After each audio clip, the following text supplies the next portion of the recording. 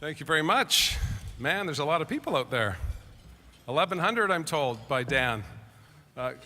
Good to see everybody here on the Clay-Lay-Dene First Nations territory. It is my privilege and thrill to be here for a second year at this august gathering. It's a significant gathering, as you all know, of people right across the province and indeed across the country who look to British Columbia as a beacon of natural resources, trained workforces, skilled people, and logistics that stand ready for investment. And I'm very, very pleased to have the opportunity after 18 months as Premier to talk to you about some of the successes, some of the challenges, and of course some of the things that are all on the top of your minds as we go into the new year, 2019.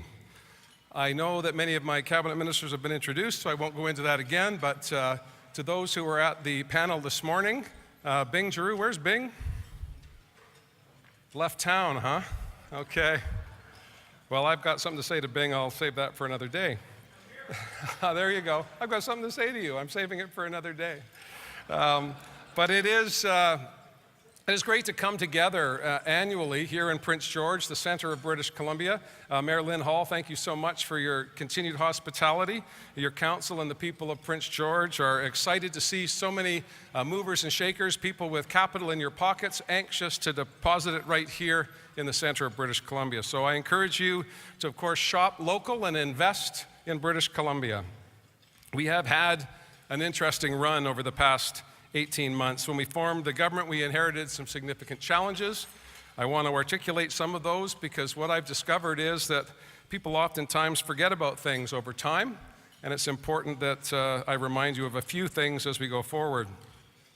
Obviously, the first challenge was the most costly and devastating forest fire season in BC history back in 2017, which was followed by significant floods and absolute devastation in Grand Forks, which is still being dealt with today by the people and the governments, federal, provincial, municipal. And of course, following that horrific flood season was the worst fire season ever, worse than the one before. In total, 2 million hectares of forest gone from our fiber basket, creating challenges for our economy, challenges for communities, and that was just the beginning. It wasn't just natural disasters. We also had significant challenges with our two largest trading partners, the issues around the replacement of NAFTA, issues around softwood lumber, and of course recent topical news with respect to our opportunities in China. Minister Donaldson was with a large delegation of forest representatives, Indigenous leaders on their way to China when an arrest was made without any notice to the province of British Columbia, certainly. That has certainly compromised our ability to have open and fresh and frank dialogue with our Chinese trading partners. And we're going to be continuing to work on that with the federal government and Chinese representatives here and abroad to ensure that we can repair that and continue to grow our economic opportunities in Asia. We had some domestic issues as well. You probably looked at your hydro bills, whether you're running a mill or you're keeping your stereo going at home. Your hydro costs have been going up year over year. We're doing our level best to stem that growth, but there are significant internal challenges there, and we're grappling with those. Minister Mungal and Minister Ralston will have more to say about that as the month goes by. We made a significant investment decision on continuing with the Site C Dam. Very controversial, as many of you will know, but fundamental to people in the peace, whether it be for employment, whether it be for the stability and knowledge that there's going to be continued investment in that beautiful part of British Columbia. Families, of course, have been struggling with high housing costs, not just in the Lower Mainland, but in the interior, on the island. And now I talked to Mayor Leclerc and Terrace today. Recent announcements, which I'll get to shortly, have led to a significant housing boom on the coast. Again, I will touch on that in a minute. But it has been significant, and the challenges we see for costs in the Lower Mainland are now potentially migrating to the north. And of course, that means that businesses struggle, families struggle, and the challenges continue. But the fundamentals, and this is the part that I'm very excited about. Minister Carol James has been working diligently to continue to manage our finances and make sure that our fiscal situation is as strong as it can possibly be. Having attended a few First Ministers conferences in the past 18 months, we are the envy of Canada, and I know that we're not overly boastful. My mom raised me to be better than that. Humility will get you a lot farther than hubris, but the numbers are compelling, and I want to share some of them with you. We have the lowest unemployment rate in the country, about 4.4%. Across the province, in the Cariboo, we're down to 5.3% unemployment, so that is significant, and it continues to be a beacon of hope for those who are looking for economic activity in their neighborhood. But the news doesn't stop there. Although we've had challenges, I've touched on some of those in the natural resource sector when it comes to fiber in the interior. We've done some work. Minister Donaldson and I announced a coastal forestry revitalization package to the truck loggers' annual gathering in the Lower Mainland, and we're going to be continuing to work on making sure that there are more logs in British Columbia so that we can continue to create more manufacturing jobs, not just on the coast, but in the interior as well. Doug will be leading a further consultation and then an action plan for the interior sector. We've seen significant challenges, as I say, the fire seasons, 2 consecutive fire seasons have put a big dent in our fiber basket, and that's going to be a challenge that all of us need to work on to make sure that we get it right. Balanced budgets, again, you'll see another one next month.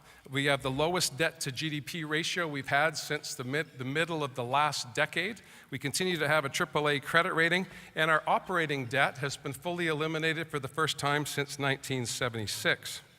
These are significant fiscal accomplishments, all while creating a capital plan that will see us building more hospitals, it'll see us building more roads, more schools, more bridges, transit in the Lower Mainland particularly, but also making sure that we have public transportation here in the north, our Highway 16 initiative, working with all members of the legislature to address the departure of Greyhound from the scene.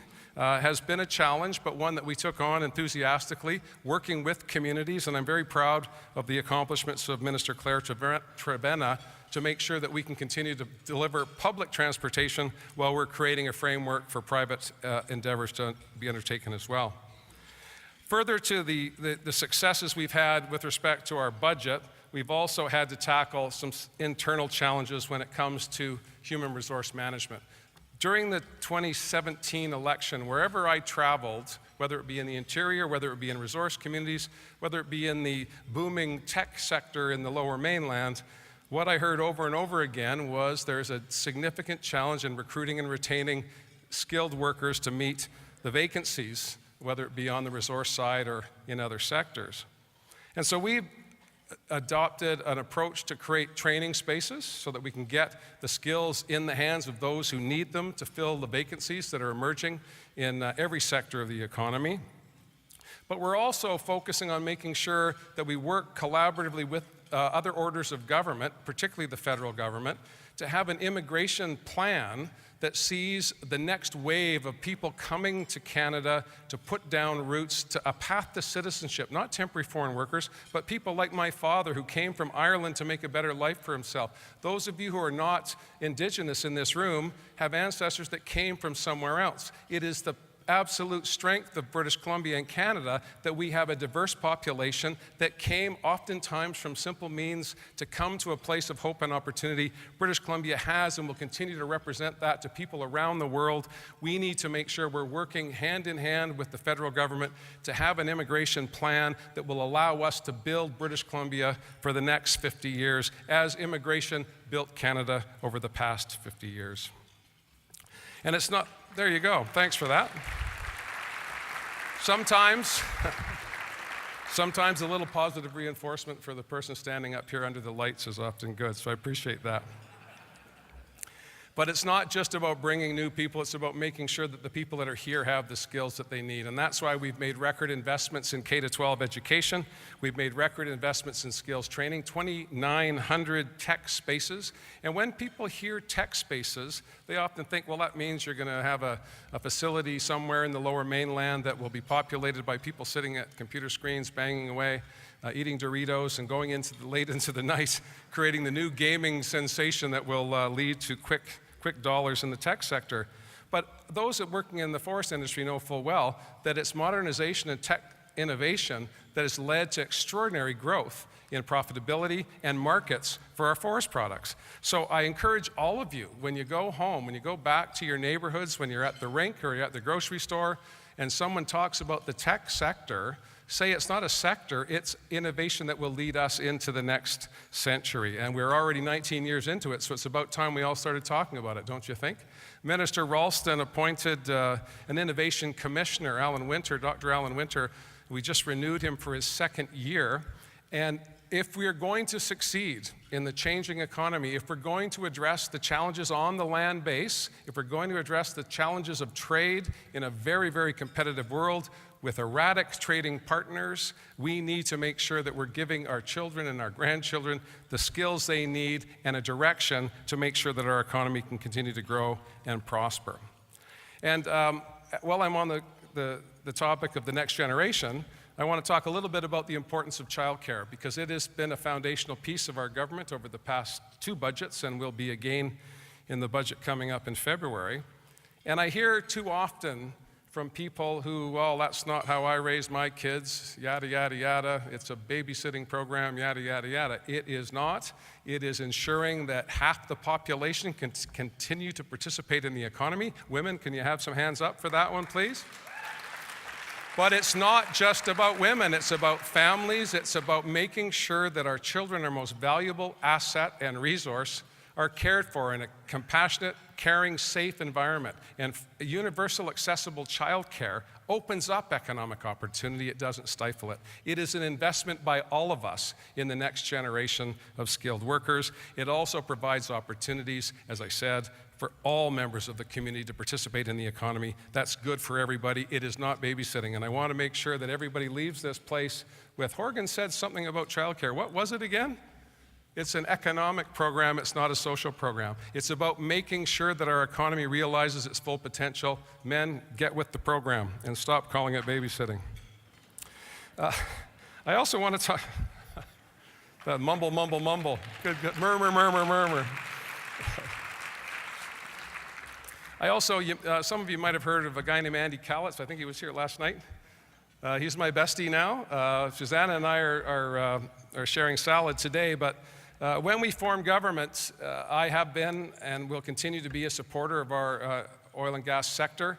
I was involved in the 1990s with then Minister Dan Miller in establishing the Oil and Gas Commission, which opened up the enormous potential for oil and gas developments in British Columbia. I take no credit for that. I just want it to be a point in history where you can start in my road to a final investment decision last October. It didn't come over a weekend. It wasn't something that was in my interest politically. Some of you might have heard about that my base, as it's called, and you hear a lot about the base. Donald Trump apparently has a base. It's a space base. It's a space force. It's somewhere. He has a base somewhere. But in politics, and my colleagues in the Liberal Party will know this, and those who dabble in politics, I know there's some of you here who are not just focused on your industrial sector, you also think about politics every now and again. Oftentimes, people in politics are criticized and condemned for just following blindly down a path that's been laid out for them by previous leaders and by previous policy decisions. And at no time, just for the record, at no time did I ever say that I was against LNG. Quite the contrary. I continue to say, as a critic for the sector, as a leader of the opposition, and as a prospective premier, that LNG was an extraordinary opportunity for British Columbians, but that had to come to British Columbia with 4 key conditions in mind. First and foremost, that there was a return to the owner of the resource, the people of British Columbia. Secondly, that we put British Columbians to work, and we took the opportunity of extraordinary development to train people along the way. First Nations had to not just be spoken to, but included and full partners in the development of any project that was going to be successful. And lastly, we needed to make sure in British Columbia, of all places, that we did so in a way that was sensitive to the environment, and as we developed action on climate change, that any emission profile coming from that would fit into that plan. Fairly simple. And when I spoke to the sector broadly, and Andy Callitz and Susanna specifically, I laid out those 4 conditions. And you know, you're the hot shot. You've just been given the extraordinary opportunity to be the Premier of British Columbia. And I went in with a little bit of a swagger, and they said, well, that's all great, but if we can't make any money, we're not coming here. We have a competitiveness problem in British Columbia, and it's apparent to anyone who looks, and my friend Richard Dunn is now left, and I want the record to show that I mentioned Richard Dunn because I told him I would.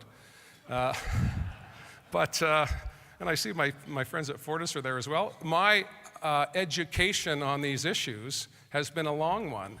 And I'd like to think that political leaders, and I'm reminded of Bob Simpson, who's the mayor of Quesnel. We were former colleagues in the legislature.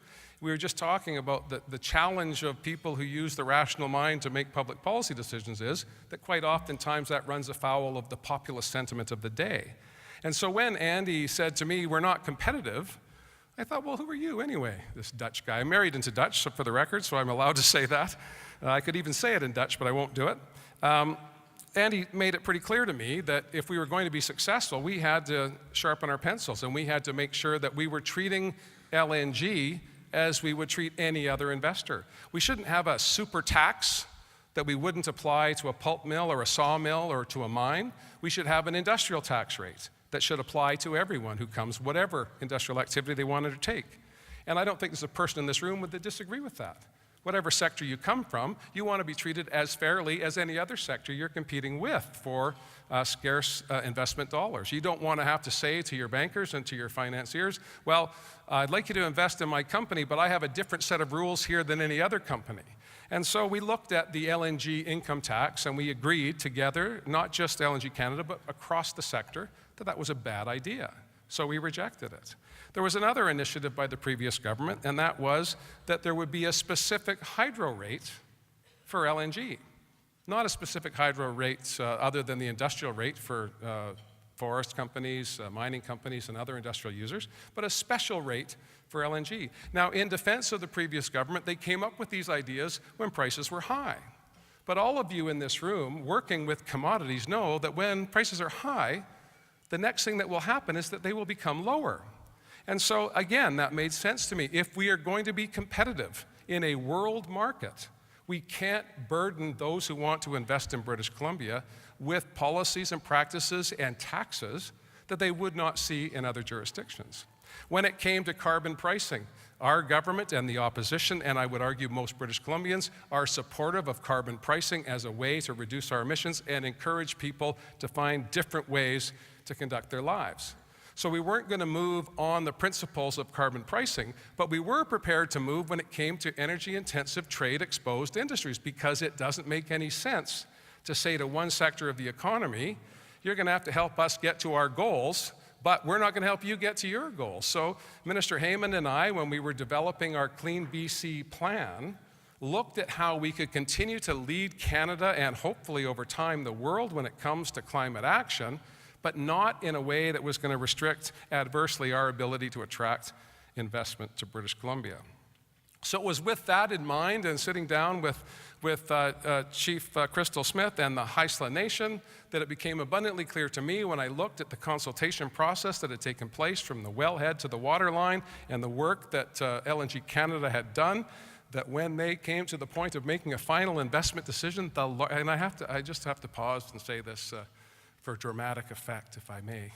The largest private sector investment in Canadian history on the watch of a New Democrat premier. Go figure. Go figure. But I say that reminded of my mom's motto that humility trumps hubris. The largest private sector investment in Canadian history. I'm not making the investment. I'm not doing that. Shareholders are. Companies are. A very complex and diverse joint venture in tandem with the Haisla Nation and nations right across the board. $23 billion in revenues coming to British Columbia to build the good society that we all want, to provide the childcare programs that we need to make sure that everyone participates in the economy, to build the schools and the roads and the hospitals we will need to continue to be a place where people want to come and put down roots, I say to my Australian friend from Rio Tinto. People from around the world will come here for the obvious beauty and splendor, but I would like to think they're going to come here because we were progressive and forward-looking enough to understand that the abundance and the natural wealth of British Columbia is not just there for this generation, it's there for all generations. Those who have come before us and those who will go after us need to have confidence that we're all in this together. And we were all moved by the images that we saw on our television screens or on our computers in early January in Wet'suwet'en territory when a court injunction was being enforced by the RCMP. Nobody wanted to see that. I know the Wet'suwet'en certainly didn't want to see that, but it does speak to the complexity and the challenges of genuine reconciliation. When I was sworn in as Premier, I turned to all of my ministers, every one of them, not just resource ministers, but every minister, and said, reconciliation is what we are going to be all about. For the social justice element, to be sure, but for the economic benefit to all British Columbians, particularly Indigenous people, that would flow from genuine reconciliation. LNG Canada has done an extraordinary job in bringing people together along the corridor, but we have more work to do. It's incumbent upon me, it's incumbent upon all of us to better understand what hereditary leadership means, because it was here long before we arrived. These were problems that existed before Canada was even a concept. And now we have to find ways forward, and I'm confident we can do that. I'm hopeful that you'll all agree with me that although no one wants to have British Columbia have a black eye on the international stage when it comes to reconciliation, because we in British Columbia, successive governments, have been working hard to try and get our heads around what is a complicated issue, an issue of profound human rights, but also of economic liberation for communities like the Haisla, who have been left behind as the resources in their community have been depleted for my benefit and for your benefit, but not for their benefit. These are social justice questions, they're economic questions, and just like childcare, everything we do as a government has been focused on how do we unleash the extraordinary potential of this spectacular province, not just the resources, but the innovation of the people and the absolute importance of the traditions of Indigenous communities leading us forward, not holding us back. And for those who say, and there may well be some questions later on in the day, to me, apparently, Bing, we're going to ask some questions. Never mind. I'm going to get heck for that. It's not just about reconciliation today. It's about reconciliation for all of us, and particularly from nation to nation. And I want to give an example because it's one that, quite frankly, I didn't expect to happen. Many of you will be familiar with the Broughton Archipelago between Vancouver Island and the Lower Mainland. It is a place of great abundance for millennia. Wild salmon have gone back and forth between the Fraser River, up the coast, and then back again. But for the past number of years, the number of wild salmon returning have diminished to the point where some nations who have been fishing for thousands of years in that area have seen no fish at all. And the question of salmon aquaculture in British Columbia has been a contentious one for a long, long time. It didn't just arrive a couple of weeks ago, it's been there for decades. And so I went to Alert Bay and I sat in the big house there with a number of elected and hereditary leaders, and they told me over many, many hours the challenges that they saw in dealing with companies like Marine Harvest, which is a very progressive company from a very progressive place in Norway, but they were having difficulty communicating with each other. So over time, we were able to establish a nation-to-nation dialogue, British Columbia to the collection of nations within the Broughton. And there wasn't much prospect of success. The hyperbolic tensions between the investment community, the non-Indigenous community, and the Indigenous peoples in the area was quite heated, and it had been for a long, long time. But in December, we announced with Marine Harvest, with the leadership of the nations in the Broughton, a way forward for salmon aquaculture, a way forward that would protect wild salmon, would continue to allow investment to take place, and would give back to Indigenous people who have been in that area forever the opportunity to manage their resources. If you had asked me last year when I was standing on this stage if that was possible, I would have shrugged in an optimistic Irish way, saying, well, you never know. Let's give it a go. Well, we did give it a go, and it worked. And that's the type of reconciliation we will see going forward. Free, prior, and informed consent are not swear words, and most importantly, it is not one word, veto. It is an opportunity for Indigenous peoples to finally have a place at the table, and for the non-Indigenous community, the rest of us, to have the opportunity to do what's right and also to make sure that there's benefit for everybody. So for those who are concerned about the United Nations Declaration on the Rights of Indigenous Peoples, I say to you, give it a try. Give it a go. Try talking to people and hearing and listening to the concerns of those whose territory you want to invest in. And like LNG Canada, you may well find, like the marine harvest in the Broughton, you may find that you have a receptive audience that wants to have the same prosperity that you want for yourself. There was a guy named J.S. Woodsworth, and I don't think that in the history of this place, Dan, you can correct me, Dan Jepson, if you can correct me if I'm wrong, that J.S. Woodsworth has ever been quoted at a resource event, and these social democrats out there, Bruce Ralston is chuckling a little bit to himself. But J.S. Woodsworth famously said back in 1919, what we want for ourselves, we want for everyone. And that's the value system that I operate under as a human being. That's the value system I've tried to bring to government. I want you all to succeed. I want the mining industry to have the best year ever.